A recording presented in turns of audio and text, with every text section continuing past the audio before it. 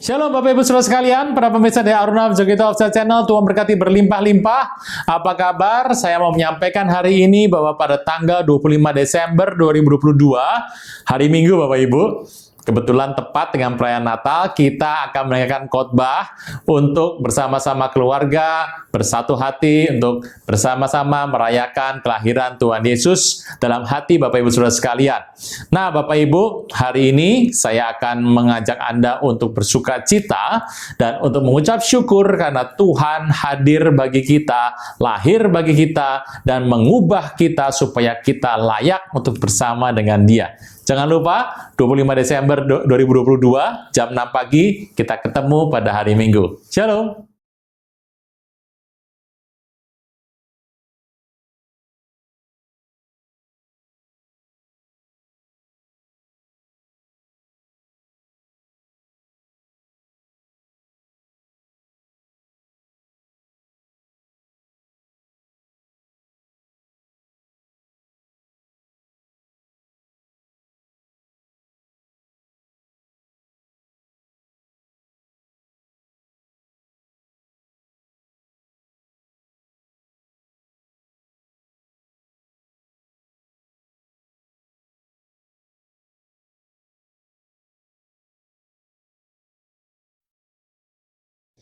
Shalom Bapak Ibu Saudara sekalian, para pemirsa dari Aruna Jogito Official Channel, Tuhan berkati berlimpah-limpah. Apa kabar? Senang bertemu dengan Bapak Ibu Saudara sekalian.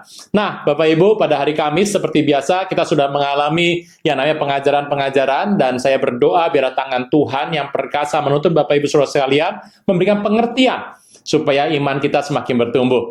Saya tidak lupa mengucapkan terima kasih bagi Bapak Ibu sudah memberikan daya, doa, dan dana bagi kami. Saya tidak mengenal Bapak Ibu satu persatu, tapi biarlah Tuhan yang Maha Perkasa, Maha Pemurah itu memberikan berkat-Nya bagi Bapak Ibu Saudara sekalian, sehingga dipenuhilah Bapak Ibu dengan kelimpahan. Nah, Bapak Ibu Saudara sekalian, anugerah Tuhan berlimpah dalam hidup Bapak Ibu Saudara sekalian. Ikut Tuhan tidak pernah bisa cukup. Kita terus mengejar Tuhan sebab apa yang kita lakukan sekarang berguna bagi kita masa depan. Preparation today, eternity tomorrow. Itu adalah prinsip kita yang kita bisa ikuti dalam ikut Tuhan. Bapak Ibu, selamat menikmati. Tuhan Yesus memberkati. Shalom saudara sekalian, apa kabar? Saya berdoa Bapak Ibu Saudara diberkati berlimpah-limpah, para pemirsa dari Aruna Jogito Official Channel dalam acara E-Wisdom. Nah, Bapak Ibu Saudara sekalian, kalau saya tanya hari ini, Bapak Ibu, andai kata kita dalam ruangan yang tertutup, gitu ya, kita sedang berbincang-bincang berdua, dan kemudian Anda terdengar suara krusuk-krusuk, gitu ya. Bapak Ibu, apa yang Anda pikirkan dengan suara itu? Anda mungkin berkata bahwa itu binatang mungkin, Pak. Nah, kalau andai kata Anda menyebut binatang, lalu binatang itu masuk dan ternyata binatang buas, apa skenario terburuk yang Anda akan dapatkan? Wah, dia bisa menyerang saya, Pak. Ya, apa skenario terburuknya? Saya akan melawan dia, kalau tidak, ya saya mungkin akan dimakan oleh dia, dan saya mungkin akan meninggal. Nah, Bapak Ibu, kalau Anda mengerti, dalam kehidupan manusia, kita selalu bertanya apa skenario terburuk. Kalau Anda berjalan di luar, kalau Anda berjalan dalam petugasan Anda, kalau Anda sedang berjalan dalam kehidupan Anda sehari-hari, saya bertanya, skenario apa terburuk yang terjadi dalam hidup Anda? Anda bisa berkata, saya mungkin ditipu orang, saya mungkin kecelakaan, saya mungkin ini, itu, masuk rumah sakit, dan macam-macam. Tapi kalau saya tanya, apa skenario terburuknya? Anda pasti berkata, ya meninggal. Nah, Bapak Ibu, itulah yang saya mau katakan penting dalam hari ini kita membahas mengenai sorga. Nah, kata sorga itu ditulis dengan kata samayim. Nah, seperti ini Bapak Ibu, samayim. Oh, belakangnya ada im, artinya adalah jamak. Kata sorga itu ditulis dalam arti jamak. Kehidupan sorga itu bicara mengenai kehidupan yang bebas, tanpa ikatan, tanpa kesedihan, tanpa bencana, kehidupan yang luar biasa, kelimpahan dalam segala sesuatu, dan kehidupan yang bebas. Nah, Bapak Ibu, kekudusan di sorga itu merupakan hak yang mutlak. Kalau Bapak Ibu mengerti hal ini, maka Anda mengerti bahwa itulah skenario yang Tuhan berikan kepada kehidupan Anda dan saya. Skenario apa itu Bapak Ibu? Kalau Anda melihat kehidupan kita, dalam seluruh kehidupan kita, skenario terburuk adalah meninggal. mati. Tetapi bagi anak Tuhan yang hidupnya percaya sama Tuhan Yesus dan percaya bahwa waktu dia dipanggil oleh Tuhan, waktu dia menghembuskan nafas yang terakhir, maka Tuhan menggantikannya dengan kehidupan yang ada di Samayim. Samayim di sini bukan hanya bicara mengenai sebuah tempat, tapi ini bicara mengenai suasana. Nah, Bapak Ibu, kalau kita mengetik kata Samayim ini diberikan kata im, artinya adalah jamak, adalah sebuah kelimpahan yang besar yang Anda terima. Kelimpahan yang besar yang tidak bisa Anda bayangkan seperti sebelumnya. Bapak Ibu, kalau Anda melihat kata bumi, dunia ini, dengan nama Arets, adalah sebuah kata dengan tanpa im. Seperti ini. Tulisannya, ya, Arets, tanpa im. Jadi, Bapak Ibu, Anda sudah tahu, minggu lalu kita sudah bahas mengenai kata im dalam bahasa Ibrani. Minggu lalu ya, Anda boleh tonton lagi tayangannya. Jangan tunda menerima Yesus. Hanya Yesus yang sanggup melepaskan Anda dari kesalahan dan dosa. Selalu ada waktu bagi Dia, tetapi tidak selalu ada waktu bagi Anda. Mari, ikuti saya mengucapkan doa berikut dengan yakin. Tuhan Yesus, ampuni semua kesalahan dan dosaku. Saat ini dengan sadar dan rela, aku mengundang Engkau sebagai Tuhan, Raja, dan Juru Selamat hidupku. Terima kasih Tuhan Yesus untuk namaku telah dicatat dalam kitab kehidupan. Amin. Nah, Bapak Ibu, dalam hal ini saya mau berkata bahwa tayangan kali ini kita mau berpikir bahwa pikiran kita harus fokus bahwa Tuhan berkata, kalau engkau menerima aku, engkau tidak akan binasa tapi hidup selama-lamanya. Di mana titik itu? Saya akan bacakan sebentar dalam 2 Timotius yang kedua. 2 Timotius 2 ayat 8. Ingatlah ini, Yesus Kristus yang telah bangkit dari antara orang mati, telah dilahirkan sebagai keturunan Daud, itulah yang kuberitakan dalam Injilku. Karena pemberitaan Injil, inilah aku menderita, malah dibelenggu seperti seorang penjahat. Tapi firman Allah tidak terbelenggu. Karena itu aku sabar menanggung semuanya itu bagi orang-orang pilihan Allah, supaya mereka juga mendapat keselamatan dalam Kristus Yesus dalam kemuliaan yang kekal. Nah, Bapak Ibu, kalau kita melihat ayat tadi, 2 Timotius 2 Timotius 2 ayat yang ke-8 sampai yang ke-10, di situ dikatakan bahwa Tuhan meminta kita untuk berbicara kepada banyak orang tentang keselamatan. Itu bicara mengenai sebuah maksud yang indah yang Tuhan berikan. Keselamatan itu adalah sebuah hal yang unik karena itu bisa mengubahkan skenario terburuk atas hidup Anda. Bagi semua orang, skenario terburuk adalah mati, meninggal. Bagi anak Tuhan, bukan meninggal, bukan mati, tetapi adalah urusan di Samayim.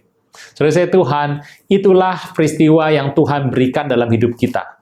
Dalam hidup ini, walau engkau berkata, itu di langit Pak, itu hal yang berbeda. Kita hanya melewati kematian sebagai satu proses. Kematian sebagai sebuah langkah. Kematian sebagai sebuah fenomena saja yang kita lewati. Setelah itu, engkau dan saya menghidupi hidup dalam kekekalan. Nah, Bapak Ibu, kalau Anda mengerti ini, Anda akan tahu bahwa dalam hidup orang Kristen, sebetulnya kematian adalah hal yang merupakan hanya lewat. Jadi kematian itu adalah sebuah fenomena yang kita harus lewati untuk mencapai Samayim. Betapa indahnya hidup kita, Tuhan sudah menjanjikan sebuah berkat yang terutama bahwa kita tidak akan binasa. Nah, sejarah ini, kisah ini, rahasia ini diberikan hanya kepada orang percaya. Orang percaya adalah Anda dan saya. Itu sebabnya kenapa jadi orang percaya, Anda nggak perlu takut Bapak Ibu. Anda mungkin berkata, Pak, saya ini takut Pak, tentang apa yang terjadi. Nah, kalau sampai mati bagaimana Pak? Itu yang Tuhan mau katakan bahwa Tuhan sudah mengambil ending dari skenario terburuk, diambil oleh Tuhan dan diubahkan. Engkau dan saya tidak akan binasa sampai selama-lamanya. Inilah yang indah dalam hidup orang percaya, Bapak Ibu. Dalam hidup ini kita bisa melakukan apapun, kita bisa melakukan segala hal yang Tuhan perintahkan, supaya engkau bisa hidup senantiasa. Dan walaupun kau mati, andai kata engkau mati lebih dahulu, engkau akan tetap hidup dan memuliakan nama Tuhan. Worst skenario, Bapak Ibu, apakah Anda akan sakit? Kalau Anda berkata, Pak, yang terburuk dalam hidup saya adalah sakit, dan kemudian saya meninggal, Pak. Sakit atau apapun, sudah dijamin endingnya oleh Tuhan. Nah, Bapak Ibu, yang menarik adalah kisah Paulus.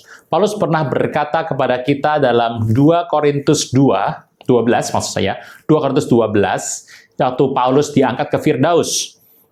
Dia diangkat dan dia berkata, entah dalam tubuh aku nggak tahu, entah luar tubuh aku nggak tahu, tapi Allah yang mengetahuinya. Orang tiba-tiba diangkat ke langit ketiga dari sorga. Dan di situ dia melihat banyak hal terkait dengan hal yang tidak boleh diucapkan oleh manusia. Dia di situ belajar bahasa yang namanya bahasa malaikat. Nah, Bapak Ibu, kalau Anda mengerti kisah itu, satu hal yang saya mau ceritakan pada Bapak Ibu, saya akan bacakan sebentar. Aku bermegah sekalipun memang hal tidak ada faedahnya. 2 Korintus 12 ayat yang pertama. Namun demikian aku hendak memberitakan penglihatan-penglihatan dan pernyataan-pernyataan yang kuterima dari Tuhan. Aku tahu seorang Kristen, yaitu Paulus sendiri, 14 tahun yang lampau, entah dalam tubuh aku nggak tahu, entah di luar tubuh aku nggak tahu. Allah yang mengetahuinya. Orang itu tiba-tiba diangkat ketiga dari sorga.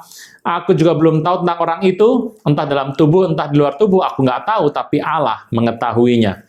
Ia tiba-tiba diangkat ke Firdaus. Ia mendengar kata-kata yang tak terkatakan, yang tak boleh diucapkan manusia. Atas orang itu aku hendak bermegah. Tetapi atas diriku sendiri aku tidak akan bermegah, selain atas kelemahan-kelemahanku, sebab sekiranya aku hendak bermegah juga, aku bukanlah orang bodoh lagi karena aku menyatakan kebenaran, tapi aku menahan diriku, supaya jangan ada orang yang memperhitungkan kepadaku lebih daripada yang apa yang mereka lihat daripadaku, atau yang mereka dengar daripadaku. Nah, Bapak Ibu Saudara sekalian, dalam kisah ini, Paulus tiba-tiba diangkat ke sorga, ke Firdaus. Nah, Bapak Ibu, apa yang menarik di situ? Paulus menyaksikan kehidupan yang setelah terjadi dari kematian. Paulus melihat kehidupan yang bagus yang ada di sorga, yang tak dapat dibicarakan, yang tak dapat dilukiskan, yang ada di kekekalan. Nah, Bapak Ibu, kalau Anda melihat kisah itu, Paulus diangkat ke Firdaus. Banyak orang berkata, Pak, apakah itu sudah sorga? Memang kata sorga ditulis heaven dalam bahasa Ibrani adalah samayim, atau bahasa Yunani Uranos, adalah hal yang bicara mengenai keindahan. Tetapi Tuhan mau katakan kepada kita bahwa dalam perjanjian baru, engkau dan saya akan janjikan Tuhan langit baru dan bumi baru. Itu adalah sorga yang sempurna. Tetapi apapun namanya, firman Tuhan berkata bahwa tempat itu adalah tempat yang begitu indah, yang tak dapat dilukiskan oleh manusia hari ini, dan tidak dapat didetailkan satu persatu. Firman Tuhan berkata, itu adalah bagianmu dan bagian saya untuk kekekalan yang Tuhan sudah gantikan dari worst case skenario menjadi firman yang hidup dalam kehidupan kita. Dalam samayim, dalam heaven, engkau akan mendapatkan semuanya karena Tuhan sudah mengubahkan itu bagimu dan bagi saya. Saudara Tuhan, itulah berkat yang terindah bagi orang percaya bahwa Tuhan mengubahkan skenario hidup kita menjadi berwarna, indah, dan cemerlang untuk selama-lamanya. Shalom.